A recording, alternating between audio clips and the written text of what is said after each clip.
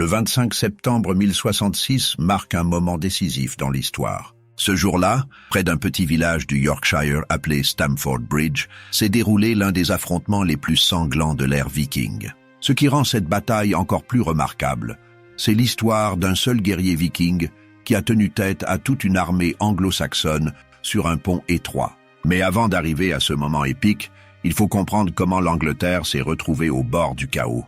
Le 5 janvier 1066, le roi Édouard le Confesseur s'éteint sans laisser d'héritier. Sa mort déclenche une crise de succession comme l'Europe n'en avait jamais connue. 3 hommes puissants se considèrent comme les légitimes successeurs du trône d'Angleterre. Harold Godwinson, comte de Wessex et beau-frère d'Édouard, se fait couronner roi dès le lendemain de la mort du souverain. Guillaume de Normandie, cousin d'Édouard, affirme que le trône lui a été promis.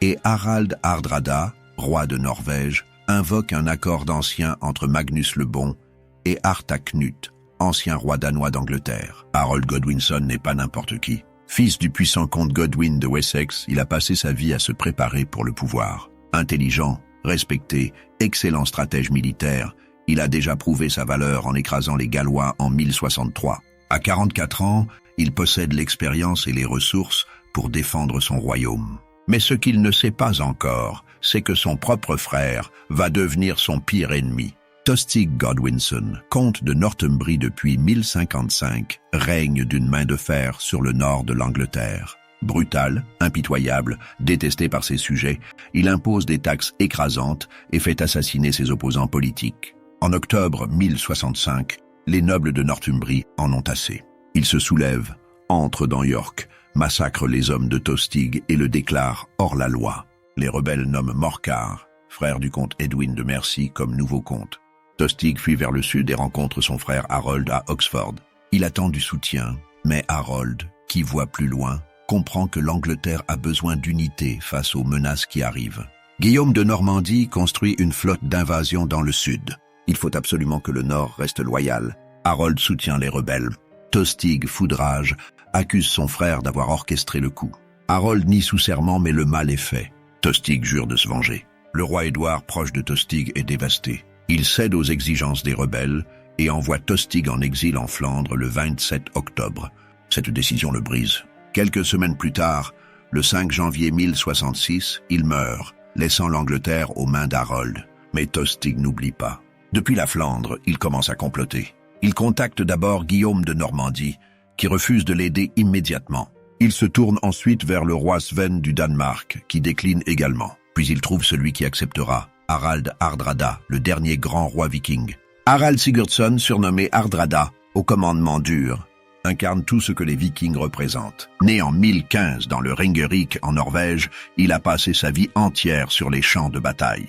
À 15 ans, il combat déjà aux côtés de son demi-frère, le roi Olaf Haraldsson, à la bataille de Stiklestad en 1030.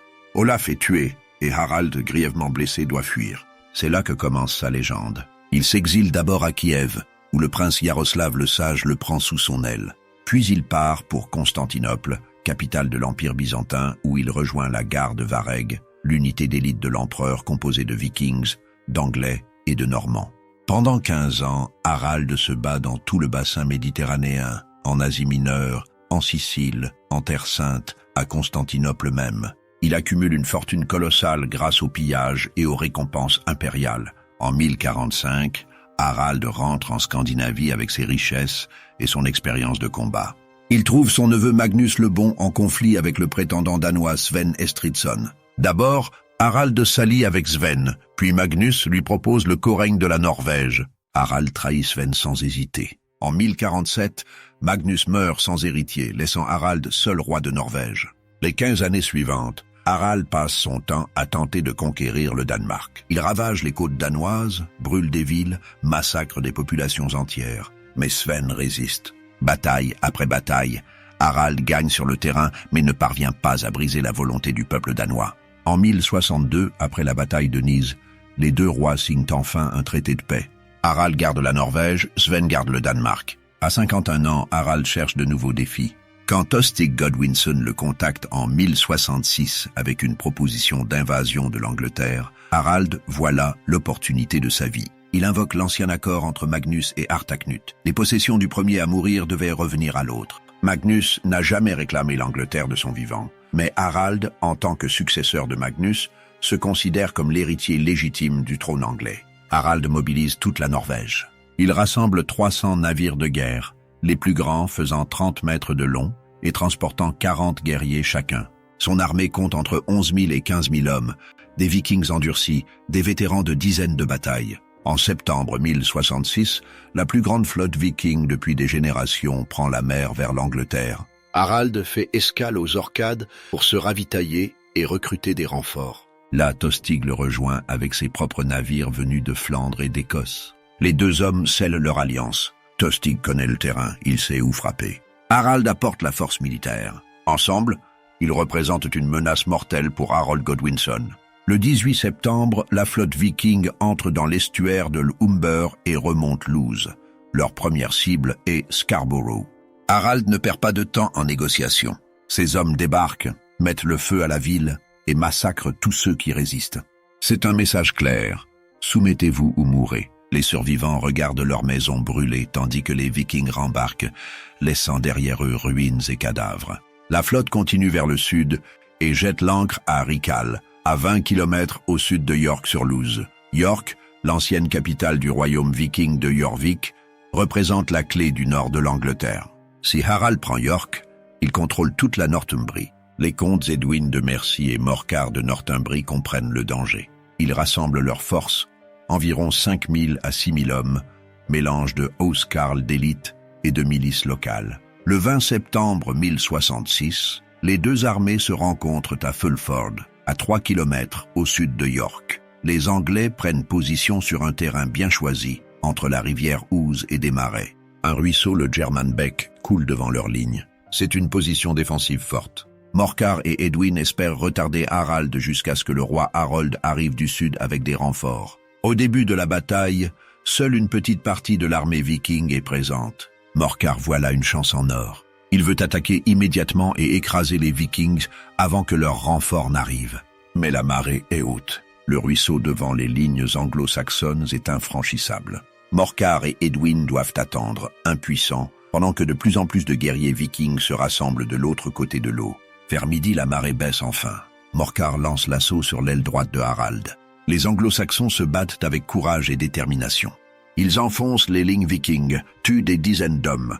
Pendant un moment, la victoire semble possible. Mais Harald Hardrada n'a pas survécu à 35 ans de guerre en étant un stratège médiocre. Il envoie des renforts au centre et concentre ses meilleurs guerriers près de la rivière, là où les Anglais sont moins nombreux. La pression est trop forte. Progressivement, les anglo-saxons reculent. Le terrain marécageux devient un piège mortel. Les hommes qui tombent se noient dans la boue. Ceux qui fuient sont pourchassés et abattus. Edwin et ses miliciens, postés près de la rivière, ne peuvent pas tenir face aux Vikings qui chargent. La ligne se brise, c'est de la débâcle. Le massacre est terrible. Les Vikings, pris de frénésie guerrière, ne font pas de prisonniers. Les marais et le ruisseau se remplissent de cadavres. Selon les chroniques, tellement d'hommes meurent que les Vikings peuvent traverser le German Beck en marchant sur les corps. Edwin et Morcar s'échappent de justesse, mais leur armée est anéantie. Les pertes sont estimées à 1650 morts sur environ 11 000 combattants engagés, soit 15% des effectifs. Pour le nord de l'Angleterre, c'est un désastre. Le lendemain, York se rend sans combattre. La ville n'a plus d'armée pour la défendre. Harald et Tostig entrent triomphalement dans l'ancienne capitale viking. Harald se montre magnanime. Il promet de ne pas piller la ville si les habitants lui fournissent des vivres et des otages. Les notables de York acceptent. Ils n'ont pas le choix. Un rendez-vous est fixé pour l'échange des otages à Stamford Bridge, un carrefour stratégique à 12 km à l'est de York, là où un pont traverse la rivière d'Erwan. Harald se sent invincible. Il a écrasé l'armée du Nord en quelques heures. York est à lui. La route vers Londres est ouverte. Il ne sait pas encore que tout va basculer en l'espace de 5 jours. À Londres, le roi Harold Godwinson reçoit la nouvelle de l'invasion le 15 septembre. Il comprend immédiatement la gravité de la situation. Il a 2 ennemis mortels, Harald Hardrada au nord et Guillaume de Normandie qui prépare son invasion au sud. Harold doit choisir. Il décide de frapper d'abord au nord. Guillaume a subi une tempête le 12 septembre qui a endommagé sa flotte. L'automne arrive, les conditions de traversée de la Manche vont se dégrader. Harald Hardrada, lui, est déjà sur le sol anglais et avance vers le cœur du royaume. Harold mobilise ses housecarls, sa garde d'élite, et tous les Thames qu'il peut rassembler rapidement. Le 16 septembre, il quitte Londres et se lance dans une marche forcée vers le nord. La distance à parcourir est phénoménale, 298 km entre Londres et York. Les armées médiévales avancent normalement de 20 à 30 km par jour. Harold fait mieux. Il pousse ses hommes au-delà de leurs limites. Il marche jour et nuit, s'arrêtant à peine pour dormir et manger. En cours de route, Harold envoie des messagers dans toutes les directions pour ordonner aux magnates locaux de rassembler leurs troupes et de le rejoindre. Chaque ville, chaque village le long de la route doit fournir des hommes. L'armée d'Harold grossit en marchant. Quand il apprend la défaite de Fulford le 20 septembre, il accélère encore l'allure. 4 jours. Il lui faut 4 jours pour couvrir 298 km. C'est un exploit logistique incroyable pour l'époque. Le 24 septembre au soir, Harold et son armée arrivent à York. La ville, récemment conquise par Harald Hardrada, est stupéfaite. Les habitants n'ont pas eu le temps de prévenir les Vikings. Harold ne perd pas une seconde. Il apprend que Harald et Tostig se trouvent à Stamford Bridge avec la moitié de leur armée seulement. L'autre moitié garde les navires à Riccal. C'est l'occasion rêvée de les prendre par surprise. Harold ne dort pas cette nuit-là.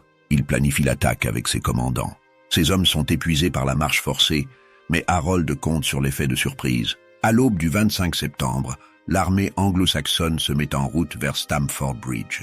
Harold a environ 7000 à 8000 hommes, dont ses housecarls d'élite, armés de haches danoises et protégés par des côtes de mailles. À Stamford Bridge, Harald Hardrada et Tostig ne s'attendent à rien d'autre qu'une paisible cérémonie d'échange d'otages.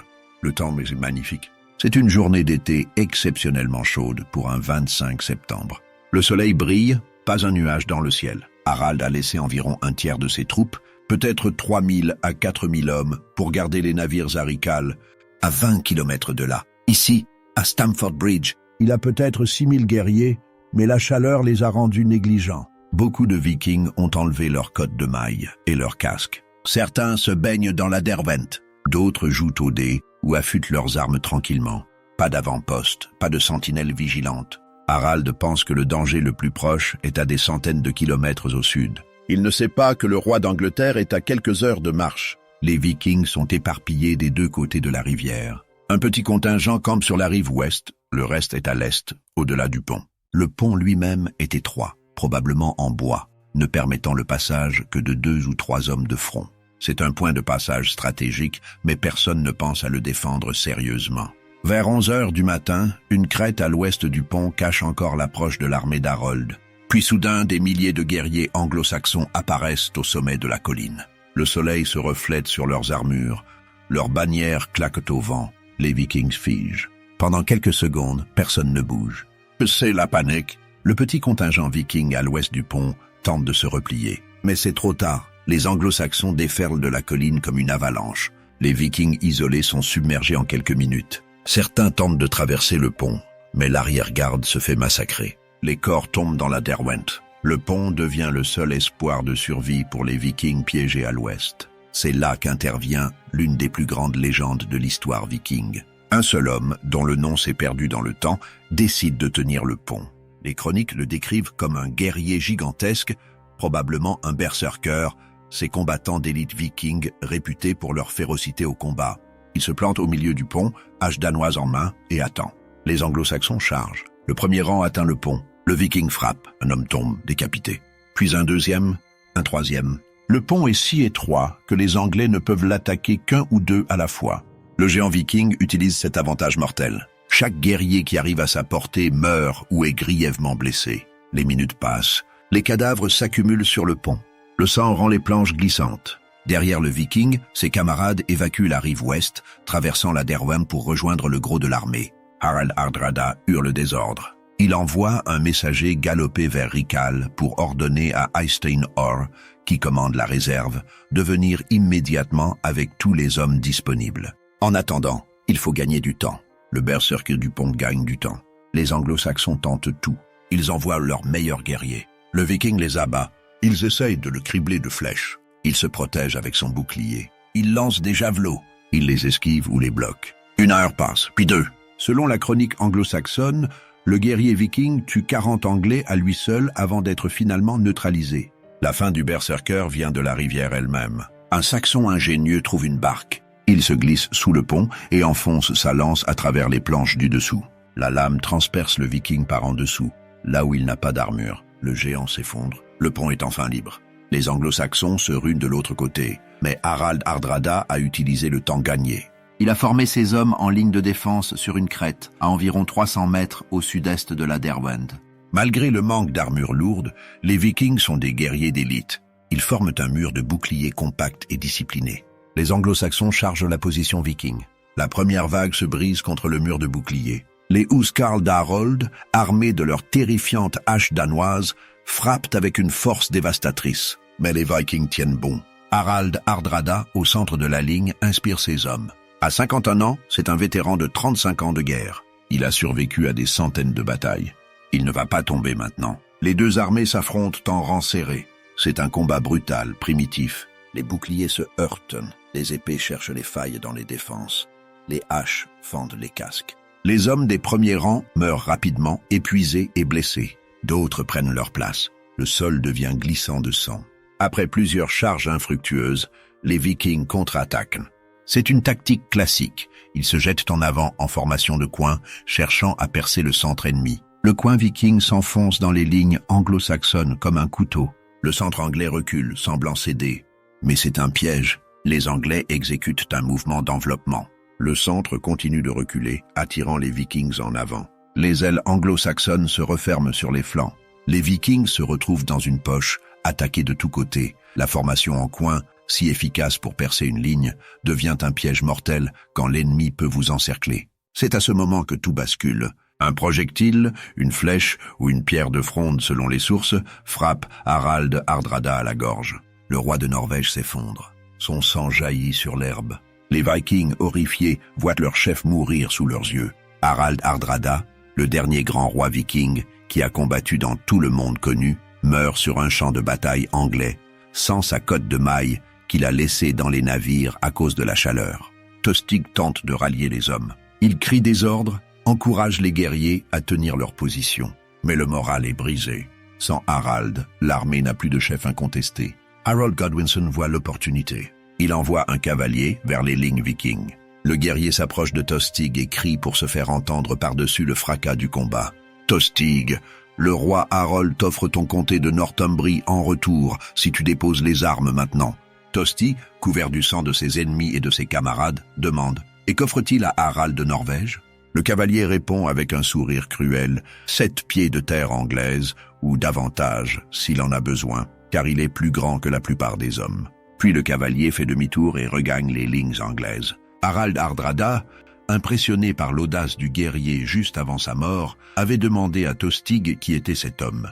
Tostig avait répondu que c'était Harold Godwinson en personne, son frère. Tostig refuse l'offre. Il ne peut pas trahir maintenant. Il a juré fidélité à Harald. Il ne peut pas abandonner ses alliés vikings. Et surtout, il ne peut pas pardonner à son frère. La haine est trop profonde. Il choisit de combattre jusqu'à la mort. La bataille fait rage depuis des heures, quand une nouvelle colonne viking apparaît à l'horizon. C'est Eystein Or avec les renforts de Rikal. Ils ont couru 20 kilomètres sous une chaleur écrasante, en armure complète. Ils arrivent épuisés, couverts de sueur, à bout de souffle. Mais ce sont des vikings. Ils voient leurs camarades massacrés et ils chargent quand même. Leur arrivée change brièvement la dynamique de la bataille. Les anglo-saxons, qui commençaient à l'emporter, doivent faire face à une nouvelle vague d'ennemis. Les vikings frais repoussent les lignes anglaises. Pendant un moment, il semble que la marée pourrait tourner. Mais Eystein et ses hommes sont trop épuisés. Ils ont donné tout ce qu'ils avaient dans leur course de 20 kilomètres. Maintenant, au combat, ils n'ont plus rien. Les Huskarl d'Harold reprennent l'avantage. Leurs haches danoises font des ravages dans les rangs vikings fatigués. Un par un, les renforts tombent. Eystein Or est tué. Tostig est tué. Les chefs vikings meurent tous au combat. Sans commandement, la formation se désintègre. Ce qui suit est un massacre. Les Vikings qui tentent de fuir sont poursuivis par la cavalerie légère anglaise. Ils sont chassés sur des kilomètres, abattus dans leur fuite. Certains tentent de rejoindre les navires à Rikal. Peu y parviennent. Les chroniques parlent d'une tuerie qui dure jusqu'à la tombée de la nuit. Les cadavres jonchent la route entre Stamford Bridge et Rikal. Harold Godwinson finalement met fin au carnage. Il ordonne à ses hommes de laisser les survivants rejoindre leur navire. Olafkir, le fils d'Harald Hardrada, âgé de seulement 16 ans, est parmi les survivants. Harold lui offre la paix. Les Norvégiens peuvent partir libres s'ils promettent de ne jamais revenir. Olaf accepte. Il n'a pas le choix. Selon la chronique anglo-saxonne, des 300 navires qui ont amené l'armée viking en Angleterre, seulement 24 suffisent à rembarquer les survivants. C'est un taux de perte de 90%. Entre 10 000 et 13 000 Vikings sont morts à Stamford Bridge ou dans la poursuite qui a suivi. C'est l'une des batailles les plus meurtrières de l'histoire viking. Le champ de bataille est un charnier. Des milliers de cadavres pourrissent sous le soleil. Orderic Vital, un chroniqueur anglo-normand, écrit 50 ans plus tard que le site est encore facilement reconnaissable par les piles d'ossements qui témoignent des lourdes pertes des deux côtés. Les habitants de la région racontent que pendant des années, on pouvait encore trouver des squelettes et des armes sur le champ de bataille. Harold Godwinson a gagné. Il a écrasé la plus grande armée viking à avoir jamais envahi l'Angleterre. Il a tué le dernier grand roi viking. Il a vengé les morts de Fulford. Son frère traître est mort. Le nord de l'Angleterre est sauf. C'est un triomphe militaire absolu. Mais Harold n'a pas le temps de savourer sa victoire. Le 28 septembre, 3 jours seulement après Stamford Bridge, des messagers arrivent au galop du Sud. Guillaume de Normandie a débarqué dans le Sussex le 28 septembre avec une armée de 7000 hommes. Il pille les côtes, brûle les villages, construit des fortifications. Il attend Harold. Harold doit faire un choix impossible. Ses hommes sont épuisés. Ils ont marché 298 km vers le nord, combattu une bataille sanglante qui a duré toute la journée, puis poursuivi l'ennemi sur 20 km. Ils ont besoin de repos. Mais Guillaume est là, sur le sol anglais, défiant ouvertement l'autorité du roi. Harold choisit l'action. Il rassemble ses troupes et se lance dans une nouvelle marche forcée vers le sud. Certains de ses meilleurs guerriers sont morts à Stamford Bridge. D'autres sont trop blessés pour marcher. Beaucoup restent dans le nord pour enterrer les morts et sécuriser York. L'armée qui quitte le Yorkshire est plus petite et plus fatiguée que celle qui y est arrivée. Harold s'arrête brièvement à Londres pour rassembler des renforts. Il envoie des messagers dans tout le royaume, ordonnant aux magnates de le rejoindre avec leurs troupes. Mais beaucoup n'ont pas le temps d'arriver. Harold ne peut pas attendre. Guillaume est trop près. Le 13 octobre, Harold marche vers le sud avec ce qu'il a. Le 14 octobre 1066, seulement 19 jours après sa victoire à Stamford Bridge, Harold rencontre Guillaume de Normandie à Hastings. La bataille dure toute la journée. Les Anglo-Saxons combattent courageusement, mais ils sont épuisés et inférieurs en nombre. Vers la fin de l'après-midi, Harold est tué, probablement par une flèche dans l'œil selon la tradition représentée sur la tapisserie de Bayeux. La résistance anglaise s'effondre. Guillaume devient Guillaume le Conquérant. L'Angleterre anglo-saxonne disparaît. Une nouvelle ère commence. Et tout ça, en partie, à cause de ce qui s'est passé à Stamford Bridge. Les historiens débattent encore de l'impact de Stamford Bridge sur Hastings. Si Harold n'avait pas dû combattre dans le nord, aurait-il battu Guillaume? Probablement. Son armée aurait été au complet, reposée, bien positionnée. Guillaume aurait affronté la pleine puissance de l'Angleterre anglo-saxonne. Mais Harald Hardrada a forcé Harold à diviser ses forces et son attention. Stamford Bridge marque traditionnellement la fin de l'ère viking.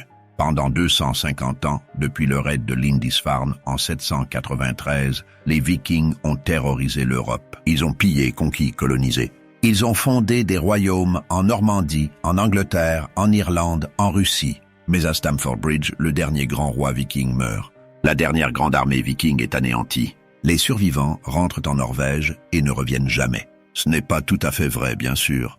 Il y aura d'autres raids vikings après 1066. Sven Estridsson du Danemark envahira l'Angleterre en 1069. Magnus Pied-de-Nu de Norvège mènera des campagnes en Écosse et en Irlande dans les années 1090 et 1100. Mais ces expéditions sont mineures comparées aux grandes invasions du passé. L'âge des Vikings décline. Stamford Bridge est le symbole de cette fin. Pour Harald Hardrada, Stamford Bridge est une tragédie shakespearienne.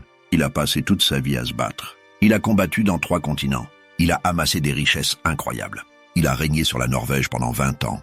Il était à quelques victoires de réunir un empire de la mer du Nord comparable à celui de Knut le Grand. Mais il est mort sans armure, transpercé à la gorge, sur un champ de bataille en Angleterre, parce qu'il a sous-estimé son adversaire et que le temps était trop beau.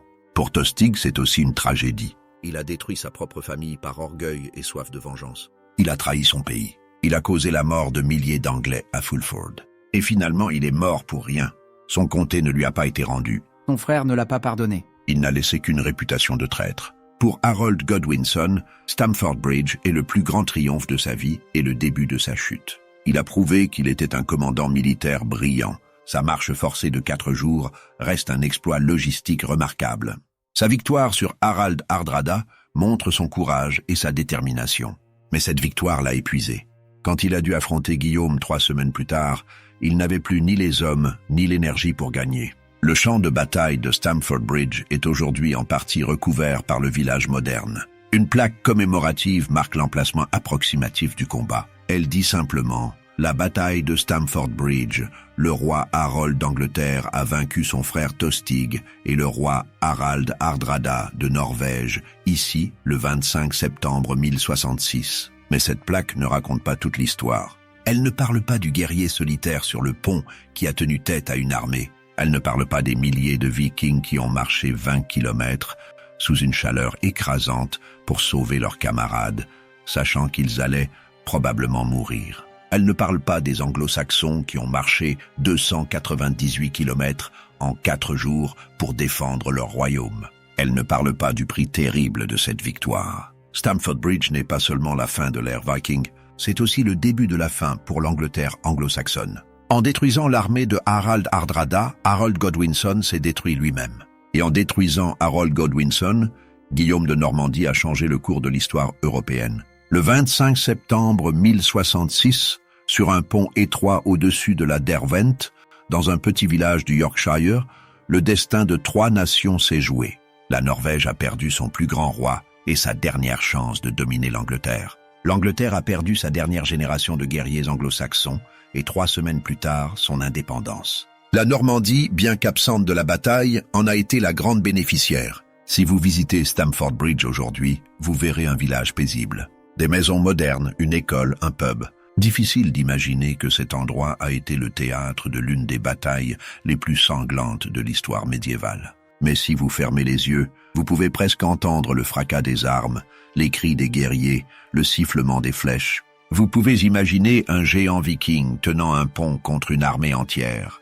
Vous pouvez voir le dernier grand roi viking tomber sous un ciel d'été. Stamford Bridge nous rappelle que l'histoire se joue sur des moments fragiles. Si Harald Hardrada avait gardé ses hommes en armure ce jour-là, si Harold Godwinson était arrivé un jour plus tard, si le guerrier du pont avait tenu 1 heure de plus, si Tostig avait accepté l'offre de son frère, si Guillaume de Normandie avait débarqué 1 semaine plus tôt, chacune de ces décisions aurait pu changer le résultat. Chacun de ces moments aurait pu mener à un monde différent. Mais l'histoire ne connaît pas le conditionnel. Elle n'enregistre que ce qui s'est passé.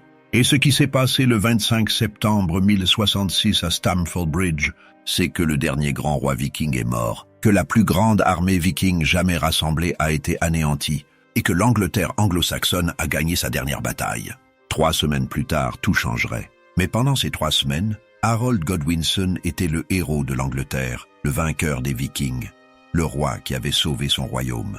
C'est pour ça que Stamford Bridge compte. Pas parce que 300 Vikings ont massacré 15 000 anglo-saxons, ce qui est d'ailleurs l'inverse de ce qui s'est réellement passé, mais parce que ce jour-là, sur ce pont, dans ce village, le monde médiéval a basculé. L'ère viking s'est terminée. L'Angleterre anglo-saxonne a entamé ses derniers jours, et l'histoire de l'Europe a pris un nouveau chemin, un chemin qui mène directement à Hastings, à la conquête normande et au monde moderne que nous connaissons aujourd'hui.